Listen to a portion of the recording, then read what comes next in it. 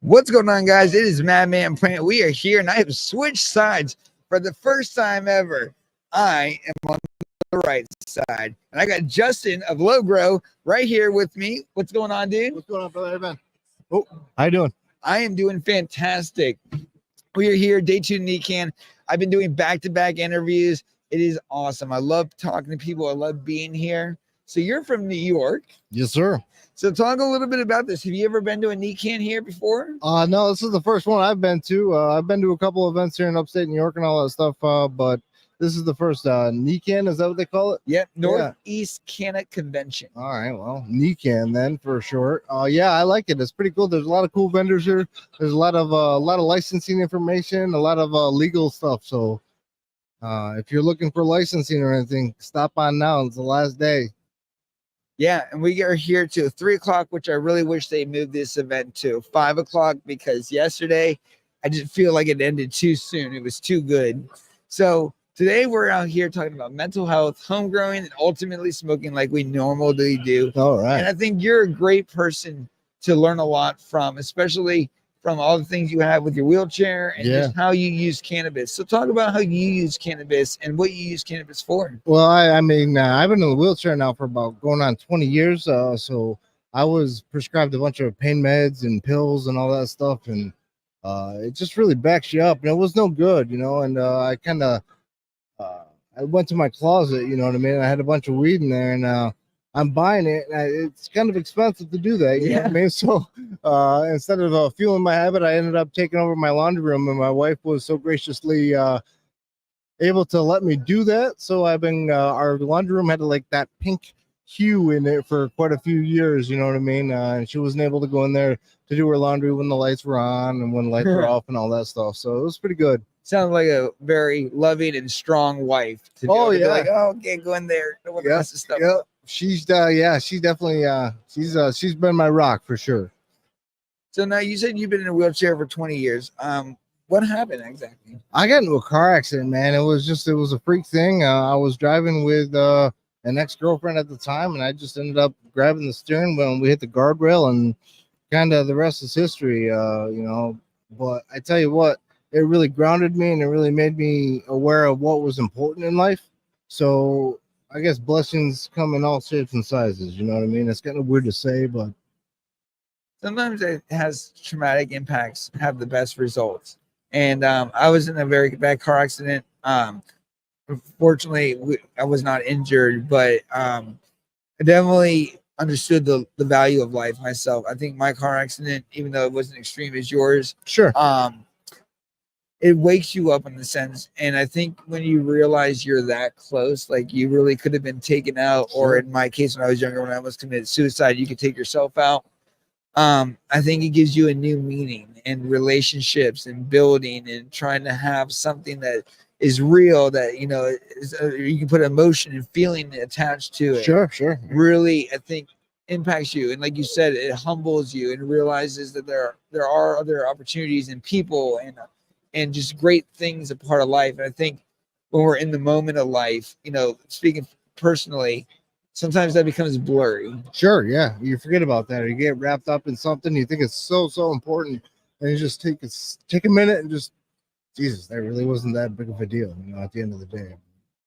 We all live it, you know what I mean? It's just it's that balance, you know what I mean? That life balance kind of thing, for sure. Now, with you being in a wheelchair, have there ever been regrets? Have you ever regretted like the car accident, or maybe thought you could do something different, or a time where you were really frustrated that you just can't walk again? Yeah, I mean, there is, I mean, I guess every day, I mean, you want to think about it that way, but there's nothing I can do to change it. Yeah. So it's really a mute point for me to even really kind of think about that in that type of way, because I would just get upset and like down on myself, and I'll be, you know, kind of a different person, I think. So I don't have any time for that in my life. What would you say the one thing during all of this that you really either relied on, whether it was like a higher power or a thought or a belief, that really helped your resilience? Family. Talk about that. Yeah, man. I tell you, my mom and dad, they got divorced when I was younger, but they were always in my life. You know, they've always been positive. They were always looking out for us. And I've got a younger brother as well. So my father recently passed. He had Alzheimer's and dementia. So sorry to hear that. Oh well, I appreciate it. It's a rough time, but um, you know, it's life. You know, and everybody goes through it, and it is a shitty experience. Sorry for the language, but No, everybody thinks that they can't cuss. You can fucking cuss. oh hey, all right, Let me do it for you. it's a fucking shitty experience. But anyway, I'd say, you know, it's real. So I mean, you got to embrace it, and you got to take the punches, the good and the bad. You know what I mean? And my family's always been there for me, and I'm trying just to be there for my son and my wife as well. So just trying to be the best father I could be as well. You know, I think family is awesome in my sense. We had our son with a one night stand. I wasn't even with my wife Lacey, Madam, at the time. Sure. But I will say, over the years, I think having kids is probably the most humbling experience because you really have a purpose. You know, Sure. sometimes in life, you know, sometimes I think even me forget the purpose that we serve or the value that we bring. Yeah, And yeah. when you can affect others, especially your own family. And I think that's really, you know, cool about you is, you know, regardless of your situation, your mindset isn't handicapped. Your No. mindset isn't broken. Your mindset Sometimes my wife might disagree. we all But have I'm our fine. moments and cracks Yeah. in the foundation. Oh, You yeah. know what I mean? But I also, like in my speech recently, you know, cracks in your foundation can also resemble, you know, the erodingness and the change that's coming beneath that original foundation, you know, that breakthrough, that moving through. So, with that being said, how has cannabis really played a role? I know you mentioned when you first got into the accident, you were hit with a lot of heavy drugs and Yeah. prescriptions and everything. How have you really used cannabis as a way forward out of all that? I mean, I started growing it. I mean, I've always smoked it, you know, when I was a kid and all that stuff, but uh, using it as a medicine was kind of a shell shock to me. You know what I mean? I was like, wow, because my legs would spasm and they would bounce and they would almost throw me out of the wheelchair at times. Wow.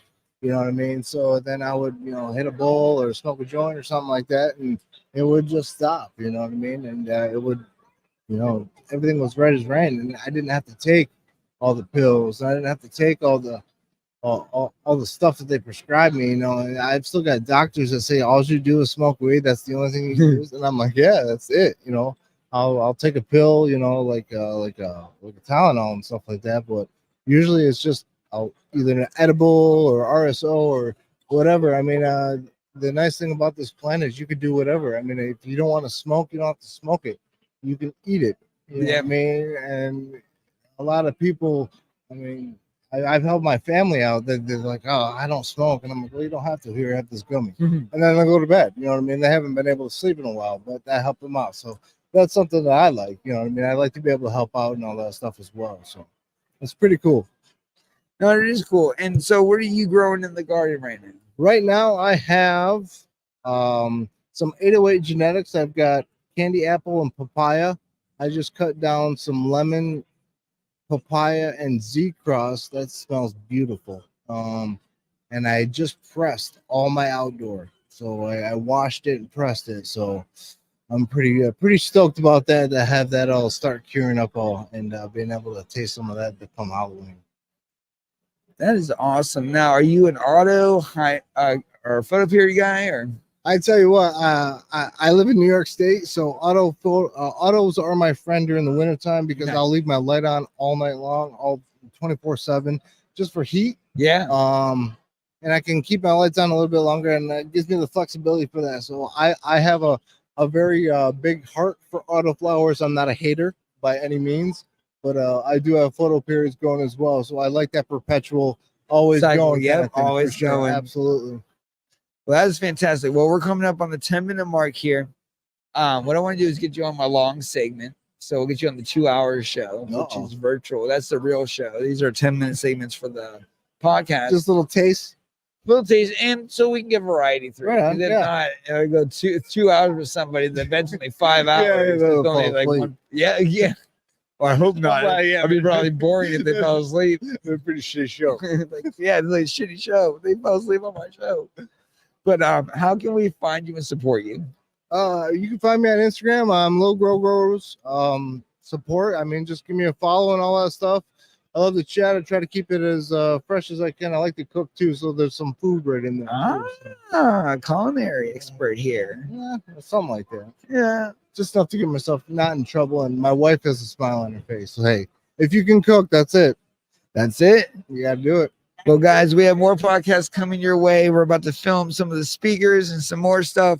Guys, stay tuned. Thank you so much for being here, dude. Thank you It was for having me. I awesome. appreciate it. Absolutely. And we're going to kick it some more. We'll see you guys real soon. Wait a second so I can say it. Peace. Peace.